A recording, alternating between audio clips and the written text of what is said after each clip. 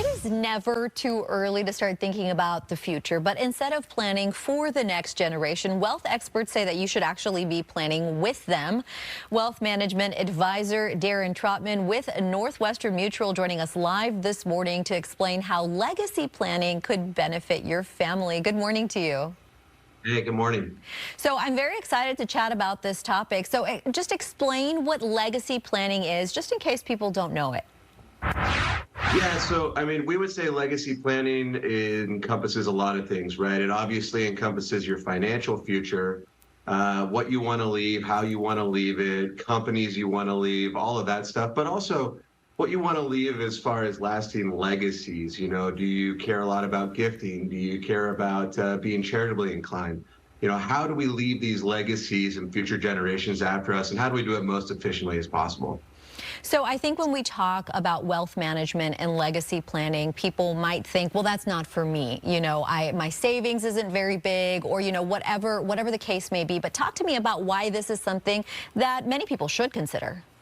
Yeah, I would say that whether it's people that don't think they have a lot or that do, I mean, you'd be surprised. Northwestern Mutual ran a survey that actually they surveyed their wealthy clients that have worked with them, and 80% of them said that they hadn't had any substantial conversations about their legacy planning. So I would say, look, there's a lot of confusion when it comes to legacy planning. Most people we work with, they've got, you know, an IRA over here, a 401k, you've got accounts over here, bank accounts over there.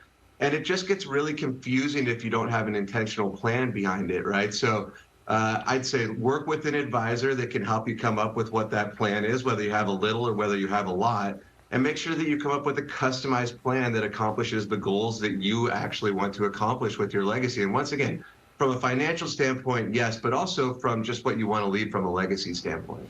All right, so what are the steps that people can take to sort of start that process, especially when it comes to talking with potential heirs?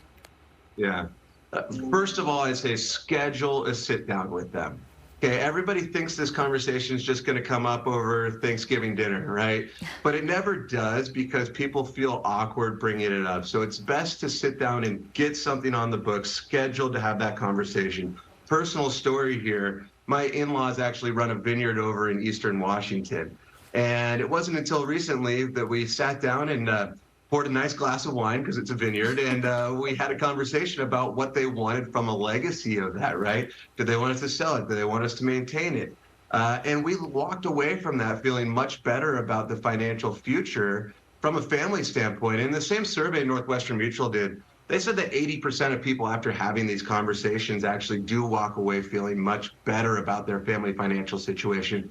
From what we've experienced, our clients, it's 100%, honestly. I think the 20% of people that don't feel better about it maybe found out they're left out of the will. But most part, you know, we experienced that most families walk away feeling much better about things.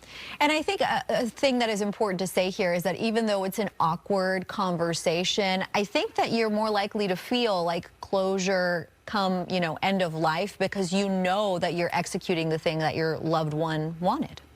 Yeah, exactly. And I would say have this conversation in both directions, right? You want to have it with your parents, but also start as early as you possibly can with your kids. For my wife and I, one of the things we care greatly about is making sure we tithe and we donate, right? And we want to leave that as part of our legacy with our kids. So early on, we actually took them down to a great charity called Compassion International. And we let our kids sponsor a kid that's halfway across the world, right?